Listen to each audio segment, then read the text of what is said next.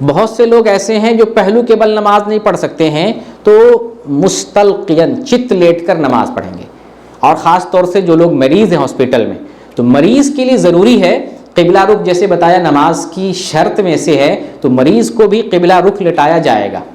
اگر پہلو کے بل پڑھ سکتا ہے تو ٹھیک، نہیں تو چت لٹا کر نماز پڑھیں گے، جیسے سوتے ہیں، جیسے سویا جاتا ہے چت لیٹیں گے۔ اب چت کیسے لیٹیں گے؟ اب آپ کو چت لیٹ کر نماز پڑھنے کا طریقہ بتاتے ہیں۔ چت لیٹ کر کیسے نماز پڑھیں گے؟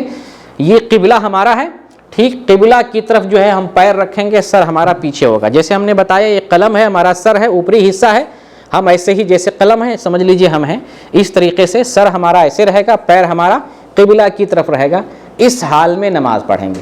یہاں ایک شرعی مسئلہ سمجھ لیں، بہت سے لوگ کہتے ہیں کہ قبلہ کی طرف پیر نہیں کرنا چاہتے ہیں، یہ جہالت اور نادانی ہے، شریعت کا حکم نہیں جاننا ہے، قبلہ کی طرف پیر کر سکتے ہیں، یہ اتنی بڑی عبادت ہم قبلہ کی طرف پیر کر کے کر رہے ہیں، سو کیوں نہیں سکتے ہیں؟ سو بھی سکتے ہیں، پیر بھی کر سکتے ہیں، کوئی حرج نہیں۔ نبی صلی اللہ علیہ وسلم نے جس سے منع کیا اس سے رک جائیں، تھوکنے سے منع کیا، قبلہ کی طرف نہیں تھوکیں گے۔ آپ اور ہم کو پیشاب اور پاخانہ کرنے سے منع کیا اس سے رک جائیں گے۔ جس کام سے نہیں منع کیا ہے اس کام خواہ ہم کیوں اس کے تکلف میں آئیں؟ ہم تو دن و رات پیر ہمیں کرنا پڑتا ہے، بہت مرتبہ نماز میں، غیر نماز میں، چلتے پھرتے اٹھتے بیٹھتے طواف کرتے ہوئے کتنے ہزاروں لاکھوں دفعہ، تو اسلام نے یہ ہمیں تکلف نہیں دیا ہے۔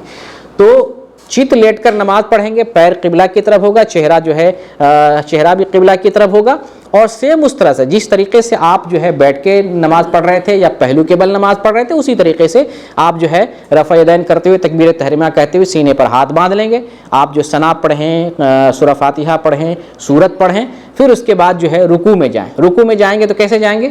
تھوڑا سا سر کو جھکائیں گے اور پھر جو ہے رکوع سے اٹھیں گے۔ پھر اس کے بعد سجدے میں جائیں گے تو تھوڑا سا زیادہ جھکائیں گے، ٹھیک ہے، سجدے میں تھوڑا سا زیادہ جھکیں گے۔ اور اگر کوئی مریض ایسا ہے جو سر کو بھی حرکت نہیں دے سکتا تو وہ اشارے سے نماز پڑھے گا، آنکھ کے اشارہ کر لے گا، تصور کر لے گا کہ ہم نماز پڑھ رہے ہیں، تو اس طریقے سے نماز پڑھے گا۔ پھر اس کے بعد جب ساری رکعتیں ختم کر لے گا، دائیں طرف سلام پھیرے گا، بائیں طرف سلام پھیرے گا، اس کی نماز مکمل ہو گئی۔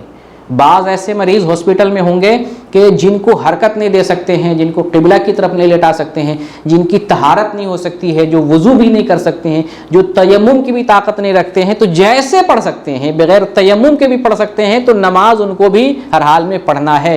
اگر تیمم کم سے کم کر لے تو تیمم پڑھیں، قبلہ کا خیال کر سکے تو قبلہ کا خیال کر سکے، نہ کر سکے تو بغیر قبلہ کے بھی وہ نماز پڑھ سکتا ہے، کوئی حرج کی بات نہیں ہے۔ تو یہ مریض کی نمازوں کا مسئلہ تھا۔